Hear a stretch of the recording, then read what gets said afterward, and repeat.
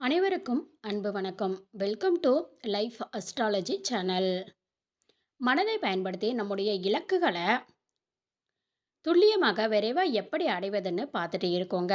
அந்த வகையில் இன்னைக்கு நம்ம பார்க்க போகிறது ஒரு உங்களுக்கு தொல்லை கொடுக்கக்கூடிய நபரை உங்கள் வாழ்க்கையை விட்டு அடியோடு விலக சக்தி வாய்ந்த முறையை பார்க்க போகிறோங்க.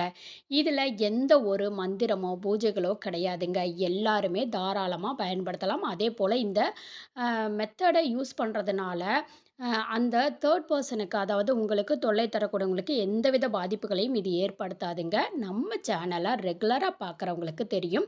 நம்ம அப்லோடு பண்ணக்கூடிய எல்லா வழிமுறைகளுமே யாருக்குமே எந்தவித பாதிப்புகளையுமே ஏற்படுத்தாது.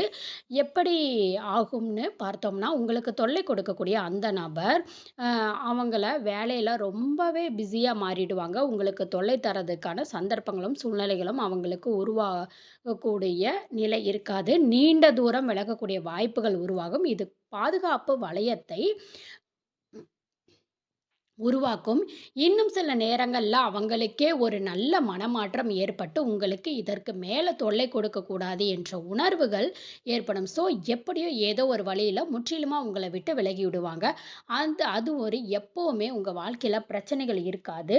அம் உங்களுக்கு தொல்லைகள் கொடுக்கிறவங்கன்னு மட்டும் நீங்க அந்த நபர்கள் மற்றும் ஒரு ஆஃபீஸு நீங்க ஒர்க் பண்றீங்க அப்படின்னா, உங்களுக்கு தொந்தரவுகள் கொடுக்கக்கூடிய நபர்ன்னு எந்த இடத்துல யார் உங்களுக்கு பிரச்சனை செய்தாலும், அந்த நபரை உங்களை விட்டு விலகுவதற்கு இந்த மெத்தடை நீங்க யூஸ் பண்ணலாம். ஏஞ்சல் நம்பரை பயன்படுத்தக்கூடிய ஒரு சின்ன தந்திர முறையை நம்ம பார்க்க போறோம். இந்த டெக்னிக்கை எப்படி யூஸ் பண்ணணும் அப்படின்ற வீடியோல அ டீட்டெயிலா நம்ம தாந்திரீகமும் ஏஞ்சல் நம்பரும் கலந்து இருக்கிறதுனால இந்த மெத்தடு ரொம்ப பார்த்தீங்க அப்படின்னா கடினமாக இருக்குமான்னு நீங்கள் நினைக்க வேண்டாம். எப்போவுமே பார்க்குறவங்களுக்கு தெரியும், நம்ம அப்லோட் பண்ணக்கூடிய அனைத்து வழிமுறைகளுமே ரொம்பவுமே எளிமையானதாக இருக்கும். அதே நேரத்தில் உடனடியாக பலன்களை கொடுக்கக்கூடியவை. அதே போல தான் இப்போ நம்ம பார்க்கும்போது இந்த மெத்தடும் ரொம்ப ரொம்ப சிம்பிள், இன்ஸ்டண்ட்டாக இம்மீடியட்டாக உங்களுக்கு பலன்களை கொடுக்கும். மேலும் இந்த டெக்னிக்கை ஃபாலோ பண்ண போகிறவங்களுக்கு எந்த விதமான கட்டுப்பாடுகளோ தடைகளோ கிடையாதுங்க. அதாவது நீங்கள் குளிச்சுட்டு தான் இந்த மெத்தடை ஃபாலோ பண்ணணும் அப்படின்னு கிடையாது. பெண்கள் தீட்டு நேரமாக இருந்தாலும் இந்த டெக்னிக்கை நீங்கள் யூஸ் பண்ணலாம். பெண்கள் தீட்டுன்னு மட்டும் கிடையாதுங்க, வேறு எந்த வகையான தீட்டாக இருந்தாலும் இந்த மெத்தடை நீங்கள் யூஸ் பண்ணலாம். அசைவம் சாப்பிட்டு இருந்தாலும் இந்த மெத்தடை பயன்படுத்தலாம். ஸோ எந்த விதமான தடைகளோ கட்டுப்பாடுகளோ இதற்கு கிடையாதுங்க. இந்த மெத்தடை எந்த நாள் ஆரம்பிக்கணும்னு பார்த்தீங்கன்னா, செவ்வாய்க்கிழமையாக இருக்கணும். டியூஸ்டே அன்னைக்கு மட்டும்தான் இந்த மெத்தடை நீங்கள் ஆரம்பிக்கணும். தொடர்ந்து 7 நாட்கள் இந்த மெத்தடை ஃபாலோ பண்ணணும். நடுவில் ஒரு நாள் கூட பிரேக் எடுக்கக்கூடாது. இன்கேஸ் ஒரு நாள் நீங்கள் பிரேக் எடுத்துட்டா கூட திரும்பவும் இந்த மெத்தடை ஃபர்ஸ்ட்ல இருந்து தாங்க நீங்கள் ஸ்டார்ட் பண்ணணும். செவ்வாய்க்கிழமை இந்த மெத்தடை நீங்கள் ஸ்டார்ட் பண்ணுறீங்கன்னா, திங்கட்கிழமையும் இந்த மெத்தடை நம்ம கம்ப்ளீட் பண்ணலாங்க. அதிகாலை 3 மணி முதல் காலை 6 மணி வரைக்கும் இதை யூஸ் பண்ணலாம். அதுக்கான நேரம். அதே போல் இரவு 7 மணி முதல் நள்ளிரவு 12 மணி வரைக்கும் இதுக்கு இடைப்பட்ட நேரம். முக்கியமான விஷயம், இந்த மெத்தடை காலை நேரத்தில் ஃபாலோ பண்ணுறவங்களுக்கு 7 நாட்களுக்கு காலையில் நேரத்தில் மட்டும்தாங்க யூஸ் பண்ணணும். அதே மாதிரி மார்னிங் நீங்கள் டைமில் வேணாலும் பயன்படுத்தலாம். அதாவது அதிகாலை 3 to 6 மணி இருக்கும். அந்த இடைப்பட்ட நேரத்தில் நீங்கள் 7 நாட்களும் எந்த டைமிங் வேணுமோ பயன்படுத்திக்கலாம். அதே போல் இரவு நேரத்தில் இந்த மெத்தட் யூஸ் பண்ணுறவங்க போகிறீங்க அப்படின்னா 7 நாட்களுமே இரவு நேரத்தில் மட்டும்தாங்க இந்த டெக்னிக்கை யூஸ் பண்ணணும். முடிந்த வரைக்கும் ஒரு தனிமையான இடம் அல்லது கொஞ்ச நேரத்தில் உங்களை யாராவது தொந்தரவு செய்யாமல் நீங்கள் பார்த்துக்கோங்க. தாந்திரிக முறையினாலே அதற்கு சில புறப்பொருட்கள் தேவை. இந்த மெத்தடுக்கு பிரதானமாக நமக்கு தேவைப்படும் பொருள் ஒரு மெழுகுவர்த்தி கேண்டில் நீங்கள் எடுத்துக்கோங்க. முடிந்தவரை ரெட் கலர் கேண்டில் பயன்படுத்த பாருங்க. சிவப்பு நிற கேண்டில் பயன்படுத்திங்கன்னா இன்னமும் இதனோட பலன்கள் சிறப்பாக இருக்குங்க. சிவப்பு நிறம் கிடைக்காத பட்சத்தில் வெள்ளை கலர் கேண்டிலை நீங்கள் பயன்படுத்துங்க, அல்லது எந்த கலர் கேண்டில் கிடைக்குதோ அதை பயன்படுத்திக்கலாம்.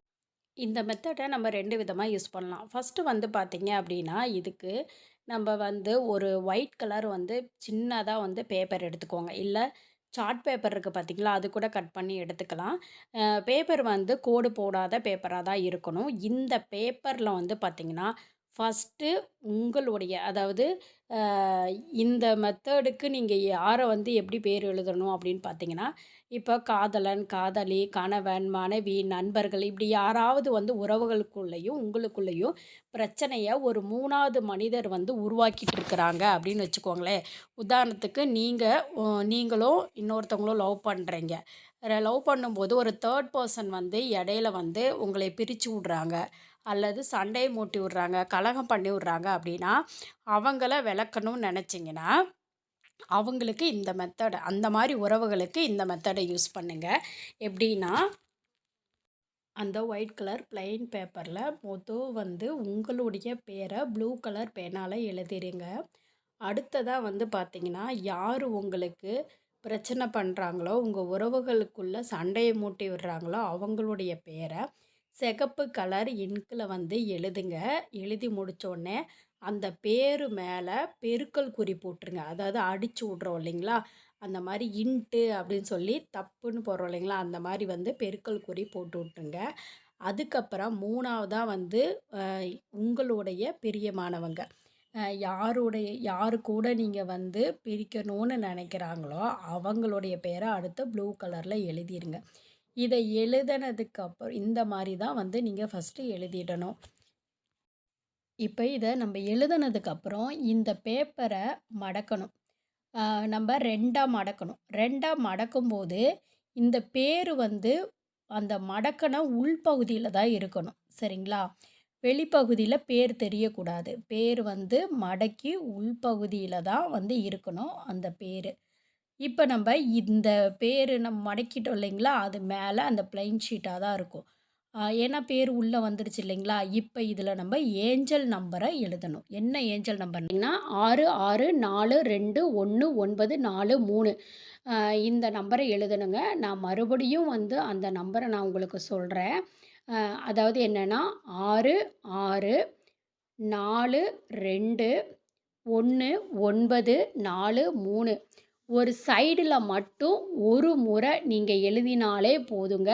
இப்ப வந்து கேண்டில் வந்து நீங்க பத்த வச்சுக்கோங்க. நீங்க வந்து என்ன முடிஞ்ச அளவுக்கு ரெட் கலர் கேண்டில் பாருங்க. அப்படி இல்ல அப்படின்றவங்க, நீங்க ஒயிட் கலரு மெழுகுவர்த்தி கூட வந்து பயன்படுத்திக்கலாம். நீங்க ஏத்தி வச்சுக்கோங்க. நீங்க மடிச்சு வச்சிருக்கும் அந்த பேப்பர உங்க கையில சுட்டுக்காம கொஞ்சம் சேஃப்டியா நீங்க எறிங்க. அத கூட புடிச்சு அதாவது ஏதாச்சும் இதா புடிச்சு கூட அத வந்து நீங்க எரிக்கலாம். அந்த பெயர் எரியும் அளவுக்கு அந்த பேப்பர நீங்க எரிக்கணும். அந்த ஏஞ்சல் நம்பரும் முழுமையா எரியணும். எரித்த அந்த சாம்பலை இப்ப நீங்க காத்துல தூவி விடணும். அல்லது டஸ்ட்பின்ல தூக்கி போட்டுருங்க. வீட்டுக்குள்ள வச்சுக்காதீங்க. வீட்டுக்குள்ள வெளியே வச்சும் இந்த மெத்தட நீங்க ஃபாலோ பண்ணலாம். ஆல்ரெடி நம்ம பார்த்தத போல இந்த மெத்தட ஃபாலோ பண்றதுனால யாருக்கும் எந்த பாதிப்பும் ஏற்படாதுங்க. சரிங்க. இப்ப நீங்க ஒரு ஆஃபீஸ்ல ஒர்க் பண்றீங்க அப்படின்னா, அந்த இடத்துல உங்களுடைய தொல்லை கொடுக்கக்கூடிய நபர்கள் இருந்தால் எப்படி ஃபாலோ பண்ணணும்னு பார்த்தீங்கன்னா, இப்ப நம்ம பார்த்தத போல ஒரு பேப்பர்ல உங்களுடைய தொல்லை கொடுக்கக்கூடிய அந்த நபரின் பெயரை மட்டும் நீங்க ரெட் கலர் பென்ல எழுதி அதை நீங்க எக்ஸ் மார்க், இன்ட் மார்க் அடிச்சுட்டு பிறகு அந்த பேப்பர மட்டும் நம்ம பார்த்ததை போல ஏஞ்சல் நம்பரை எழுதி அந்த மெழுகுவர்த்தியில காமிச்சு 2 அல்லது 3 பேரா இருந்தாலும் அவங்க எல்லார் பேரையும் எழுதி அந்த பேப்பர்ல நீங்க வந்து எழுதிக்கலாங்க.